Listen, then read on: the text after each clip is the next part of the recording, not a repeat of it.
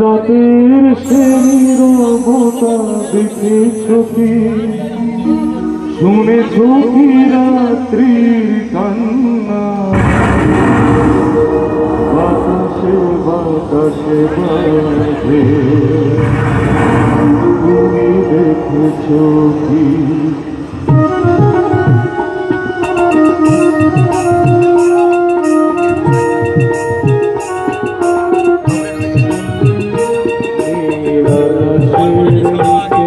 এই পৃথিবী আর পৃথিবীর পরে ওই নীলাকাশ, তুমি দেখেছ কি? আকাশ আকাশ শুধু নীল ঘন নীল নীলাকাশ, সেই নীলে মিশে গিয়ে আসে পৃথিবী ঘুমিয়ে পড়ে, তুমি দেখেছ এই পৃথিবী আর পৃথিবীর পরে এই নীলাকাশ, তুমি দেখেছ কি? এই ভোর সন্ধ্যাবেলায় এই বজ্রটাকে এই বাড়ি থেকে তাড়াবো। আমার হয়েছে যত বাবা, কি হয়েছে মাসিমা? আপনি এরকম ভর সন্ধ্যাবেলা আমার থালা বাসনগুলো এরকম চুরি চুরি বাইরে ফেলতেন কেন? বেশ করেছি বলি সারাদিন ওই কুকুরের মতো ফ্যাফা করে যেখানে সেখানে ঘুরে এসে এই সন্ধ্যাবেলায় আগুয়াও করে ওই গলা সাদা ছাড়া দেখতে তোমার কোনো কাজ নেই।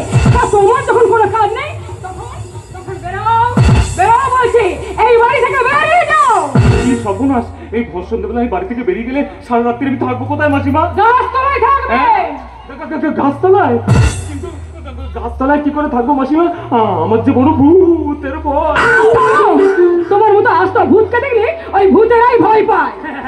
একদম একদম ঠিক কথা।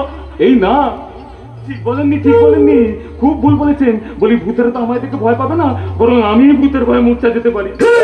কি বললে? হ্যাঁ, এই তো সেদিনকে বাড়ি ফিরতে একটু রাত হয়ে গিয়েছিল বুঝলেন। তা আমি তো কোনো রকমের ভয়ে ভয়ে বাড়ি ফিরছি, কি দেখলাম জানেন? ওই শ্মশান মোড়ের কাছে কি যেন একটা সাদা কাপড় মুড়ি দিয়ে দাঁড়িয়ে আছে, আর আমাকে হাততালি দিয়ে দিয়ে ডাকছে। দেখ, বুঝতে আমার বাকি রইল না, নিশ্চয়ই একটা ভূতের পো আমার ঘাড় মটকাবে বলে একবারে রেডি হয়ে দাঁড়িয়ে আছে। তাই নাকি? হ্যাঁ, ওরে বাবা, ভয় তো আমি এগোতেও পারি না, পেছোতেও পারি না, এগোতেও পারি না, পেছোতেও পারি না। জানেন তো, ভয় তাড়াতে না জোরে জোরে রাম নাম জপ করতে শুরু করলাম। আর সেই রাম নাম শুনে ভূত বাবাজি আর এগোতে সাহস পায় না। এই করে করে সারাটা রাত্রি কেটে গেল জানেন। তারপর ভোরের আলো ফুটতে কি দেখলাম জানেন? কি দেখলে? ভূত না, ও তো আস্তে একটা খেজুর গাছ। হ্যাঁ, ওই জোত্তার আলো খেজুর গাছের উপর পড়ে না, ওটাকে একটা সাদা কাপড় বুড়ি দেওয়া ভূতের মতো লাগছিল। আর বাতাসে তার ডালপালাগুলো এমন পাত করে নড়ছিল না, মনে হচ্ছিল বুঝি আমাকে হাত ছাড়ি দিয়ে দিয়ে যাচ্ছে। তাহলে বুঝতে পারছেন তো মাসিমা, নকল ভূত দেখেই যদি আমার এই অবস্থা হয়, তাহলে আসল ভূত দেখতে তো সত্যি সত্যিই বোঝা যাবে। থামো! বলে ভূতেদের যেমন কোনো ভবিষ্যৎ নেই, তেমনি তোমার কোনো ভবিষ্যৎ আছে বলে আমার মনে হয় না। বলে এই বালা জোড়া দুটো দেখে চিনতে পেরেছ? এগুলো তো আমার মায়ের শেষ স্মৃতি ছিল। এই বালা ধরে আপনি কোথায় পেলেন মাসিমা? সেটাই তো আমি তোমার কাছে জিজ্ঞাসা করছি।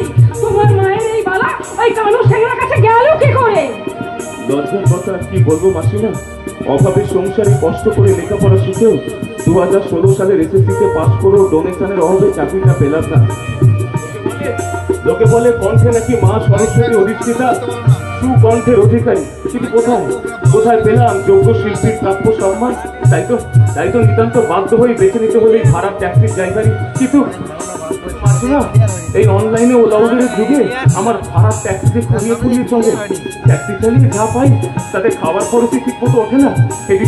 এদিকে আপনাদের 8 মাসের বাড়ি ভাড়া দিতে পারি না বলে লজ্জায় আপনাদের সামনে এসে দাঁড়াতেও পারি না। তাই নিতান্ত বাধ্য হয়ে মায়ের ওই শেষ স্মৃতিচিহ্ন দুটো